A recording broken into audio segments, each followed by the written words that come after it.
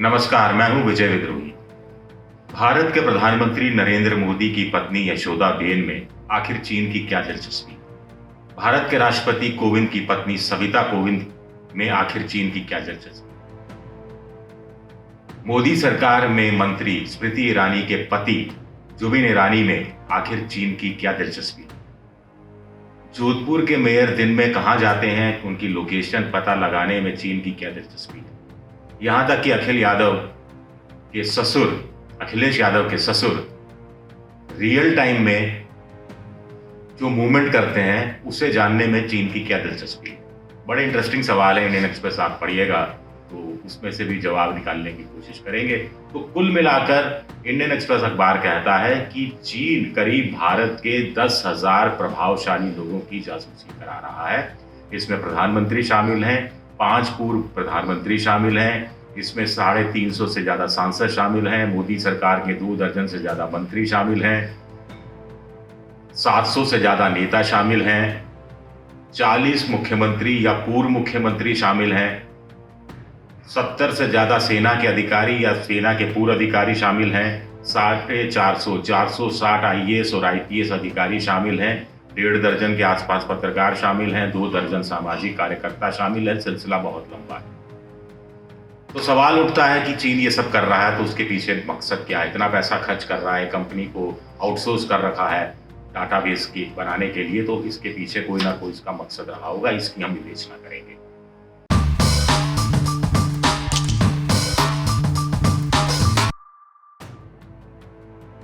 Indian express की सबसे बड़ी खबर है कि भारत के प्रधानमंत्री, भारत के राष्ट्रपति, चीफ जस्टिस ऑफ इंडिया, थल सेना अध्यक्ष, वायुसेना अध्यक्ष और बड़े नेता जो आईएएस हैं, आईपीएस हैं, मुख्यमंत्री हैं, उन सबके रियल टाइम जासूसी कर रहा है चीन, या नजर रख रहा है, लोकेशन पर नजर रखा है, मूवमेंट पर नजर रख रहा है, जो ये लाइक डिसलाइक करते हैं उन पर नजर रख रखा है, जो ये टिप्पणी करते हैं या इन पर जो टिप्पणियां की जाती हैं उन सब पर नजर रख रहा है चीन। इस सबको हाइब्रिड वॉरफेयर का नाम दिया गया है। कहा जा रहा है कि चीन ये जानने की कोशिश कर रहा है कि आखिर कोई बड़ा नेता जब कोई टिप्पणी करता है किसी विषय पे तो कितने लोग उस पर किस ढंग से रिएक्ट करते हैं, जो लाइक्स होते हैं उनके पक्ष में दूसरे लाइक कैसे आते हैं, जो डिसलाइक होते हैं उनके पक्ष में डिसलाइक कैसे आते हैं, और किसी नेता ने मान लीजिए कोई रिएक्ट किया, उस पर मैंने डिसलाइक किया, तो क्या नेता की तरफ से मेरे डिसलाइक पर कोई टिप्पणी करने की कोशिश होती है? तो कुल मिलाकर ये सारी कोशिश हो रही है चीन की जानने की। सबसे बड़ी बात है कि आखिर चीन ये सब क्यों करना चाह रहा है। हाइब्रिड वॉरफेयर की बात हो रही है।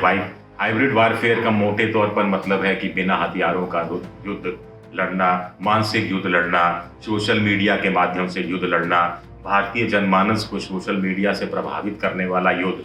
किसी एक मुद्दे पर भारतीय क्या सोचते हैं, किसी एक मुद्दे पर भारतीय क्या सोचते हैं, वर्ग के हिसाब से, तबके के हिसाब से, समुदाय के हिसाब से, धर्म के हिसाब से लोग क्या सोचते हैं, सामाजिक स्थिति के हिसाब से, आर्थिक स्थिति के हिसाब से लोग क्या सोचते हैं, अमीर वर्ग क्या सोचता है, गरीब वर्ग क्या सोचता है, मध्यम वर्ग क्या सोचता है, ये सब जानने की कोशिश करना हाइब्रिड वॉरफेयर का एक हिस्सा है।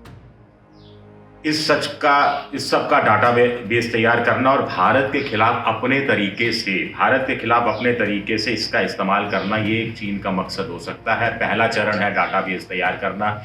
दूसरा चरण चीन का ये हो सकता है कि इस डाटा बेस को बेस बनाकर फिर वो जो डिसलाइक कर रहा है या लाइक कर रहा है उसकी मानसिकता को प्रभावित करने की कोशिश करे।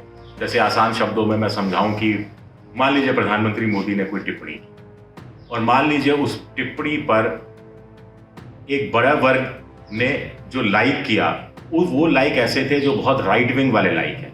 तो ऐसे लोगों को फिर लगातार पोस्ट करना वैसी ही चीजें जो उनको पसंद आती हैं, ताकि उनका ब्रेन वॉश किया जा सके एक दूसरे समुदाय के खिलाफ। ये तरीका आमतौर पर सोशल मीडिया अपनाता है। तो क्या चीन 10,000 लोगों के माध्यम से ये सारे काम करने की कोशिश कर रहा है? ये सवाल हम इसलिए भी उठा रहे हैं क्योंकि 10,000 ऐसे लोग हैं जो समाज में अपना असर रखते हैं, समाज को प्रभावित करते हैं, समाज उनकी बातों से प्रभावित होता है, उनका निर्णायक असर होता है, जो वो फैसला लेते हैं वो फैसलों का असर होता है, वो फैसला लेने की स्थिति में होते हैं, सबसे बड़ी बात है, और फैसला लागू हो जाए और लागू करवा पाए इस स्थिति में भी होते हैं। तो ऐसे बड़े तबके के साथ के खिलाफ एक तरह से उनकी रियल टाइम लोकेशन जानना, उनकी मूवमेंट जानना, उनकी टिप्पणियों के बारे में जानना, रियल डाटाबेस तैयार करना, तो चीन का एक बड़ा मकसद हो सकता है। हम इसलिए भी कह रहे हैं क्योंकि इंडियन एक्सप्रेस ने वो जो कंपनी है जो ये सब काम कर रही है उस तक संपर्क करने की कोशिश की, कोई जवाब नहीं मिला। कई सवाल पूछे, जवाब नहीं मिला। किसके लिए कर रहे हो, जवाब नहीं मिला। कौन फंडिंग कर रहा है, इसका जवाब नहीं मिला। उल्टा वेबसाइट डाउन कर दी गई। अब बड़ा सवाल उठता है कि भारत इस पर कैसे रिएक्ट करेगा। क्या भारत सरकार इस पर कोई टिप्पणी करेगी? टिप्पणी करेगी तो वो कितनी सख्त होगी, कितनी नॉर्मल होगी, कितनी नर्म होगी, ये देखना होगा। क्या भारत उस कंपनी के खिलाफ कोई कार्रवाई कर सकता है जो कंपनी इस तरह का डाटा तैयार कर रही है, जैसा कि इंडियन एक्सप्रेस ने अपनी पहले पन्ने की खबर में कहा है? क्या भारत का आईटी कानून के तहत ऐसा कोई कानूनी प्रावधान है जिसके तहत ऐसी कंपनियों पर, किसी तरह की विदेशी कंपनियों पर कोई कार्रवाई हो सकती है? ये बात भी जाननी दिलचस्प रहेगी। कुल मिलाकर संसद का सत्र शुरू हुआ है। मुझे लगता है कि संसद के अंदर भी ये मामला उठना ही चाहिए।